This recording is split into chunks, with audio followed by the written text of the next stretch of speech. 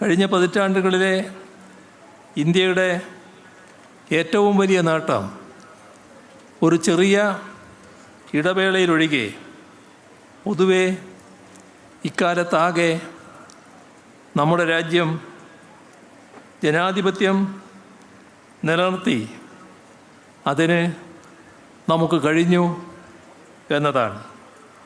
ഇതൊരു ചെറിയ കാര്യമല്ല. നമ്മുടെ അയൽ രാജ്യങ്ങൾ പലതും ഇടയ്ക്കിടെ ജനാധിപത്യം അട്ടിമറിക്കപ്പെട്ട് പട്ടാള ഭരണത്തിലേക്ക് വഴുതി വീഴുന്നത് നാം കണ്ടു. ജനാധിപത്യത്തെ കൈയൊഴിഞ്ഞ് മതാധിപത്യ ഭരണത്തിനു വേണ്ടിയുള്ള മുറവിളികൾ ചിലയിടങ്ങളിലെങ്കിലും ശക്തമാവുന്നതും നമ്മൾ കണ്ടു. സാമ്രാജ്യത്വത്തിൻ്റെ പാപഭരണങ്ങളായി ജനാധിപത്യ സർക്കാരുകൾ പകരം വെക്കപ്പെടുന്നതും നമ്മൾ കണ്ടു. എന്തൊക്കെ പോരായ്മകൾ ഏതൊക്കെ തലത്തിലുണ്ടായാലും ജനാധിപത്യം ആത്യന്തികമായി ധ്വംസിക്കപ്പെടരുത് എന്ന കാര്യത്തിൽ ഭരണഘടനാ നിർമ്മാതാക്കൾ വെച്ച നിഷ്കർഷ ഭരണഘടനയിൽ പ്രതിഫലിച്ച് കാണാം. അതിനെ പരിരക്ഷിക്കേണ്ടതുണ്ട്. രാജ്യത്തിൻ്റെ പരമാധികാരത്തിന് നേർക്ക് പുറമേ നിന്ന് സാമ്രാജ്യത്വ ഭീഷണി ഉയരുന്ന ഘട്ടത്തിൽ തന്നെ ജനങ്ങളുടെ ഒരുമയെ ഛിദ്രമാക്കാൻ പോരുന്ന വിപൽക്കരമായ ഭീഷണികൾ അകമേ നിന്നും ഉയരുന്നുണ്ട്.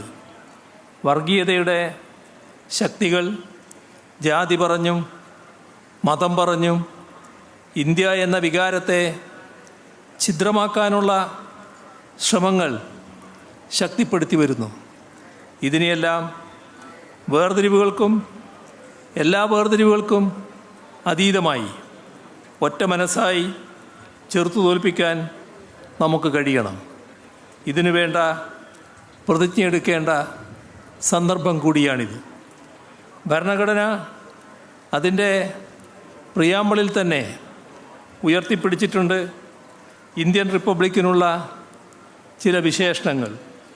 സ്വാതന്ത്ര്യം, ജനാധിപത്യം, മതനിരപേക്ഷത, സോഷ്യലിസ്റ്റ് സങ്കല്പം തുടങ്ങിയ മൂല്യങ്ങളാണവ. അവ ഭരണഘടനാ മൂല്യങ്ങളാണ്. നിർബന്ധമായും നടപ്പാക്കിയെടുക്കാനുള്ളതാണ്, ചർച്ചയ്ക്ക് വിഷയമാക്കാനുള്ളതല്ല. ആ നിലക്കുള്ള ബോധ്യത്തോടെ ഭരണഘടനാ മൂല്യങ്ങൾ, ആ മൂല്യങ്ങൾക്കായി നമ്മളെ തന്നെ പുനരർപ്പിക്കുക എന്നതാണ് സ്വാതന്ത്ര്യദിനത്തിൽ ചെയ്യേണ്ട വളരെ പ്രധാനപ്പെട്ട ഒരു കാര്യം. ഒരു വൈജ്ഞാനിക നൂതനത്വ സമൂഹമായി കേരളത്തെ പരിവർത്തിപ്പിക്കാനുള്ള ദൗത്യം നാം ഏറ്റെടുത്തിരിക്കുന്ന ഘട്ടമാണിത്. നവവിജ്ഞാനാധിഷ്ഠിത സമ്പദ്ഘടനയിൽ പടുത്തുയർത്തപ്പെടുന്ന കേരളം നമ്മുടെ വരും തലമുറകളുടെ ഭാവി ഭാഗധേയം ഭദ്രമാക്കുന്നതിന് ആവിഷ്കരിച്ചിട്ടുള്ളതാണിത്. ജനങ്ങളുടെ ക്ഷേമവും നാടിൻ്റെ വികസനവും ഒരുപോലെ ശക്തിപ്പെടുത്തിയാണ് നാം മുൻപോട്ട് പോകുന്നത്. ഒരു വശത്ത് അതിദാരിദ്ര്യ നിർമ്മാർജ്ജനമടക്കമുള്ളവ, മറുവശത്ത് ഭാവി കേരളം കെട്ടിപ്പടുക്കൽ. ഇവക്കായി എല്ലാ ശ്രമങ്ങളും നടത്തും എന്ന് പ്രതിജ്ഞ ചെയ്യേണ്ട സന്ദർഭം കൂടിയാണിത്. ഡിജിറ്റൽ സാക്ഷരതയടക്കമുള്ളവ കൈവരിച്ചുകൊണ്ട് പുതിയ കാലത്തിലൂടെ മുന്നേറുകയാണ് നമ്മൾ.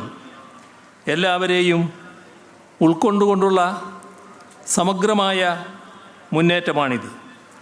ജാതി മതാദി വേർതിരിവുകൾക്കെല്ലാം അതീതമായ മനുഷ്യ മനസ്സുകളുടെ ഒരുമയാണ് ഇന്ത്യ എന്ന വികാരത്തിൻ്റെ അടിത്തറ.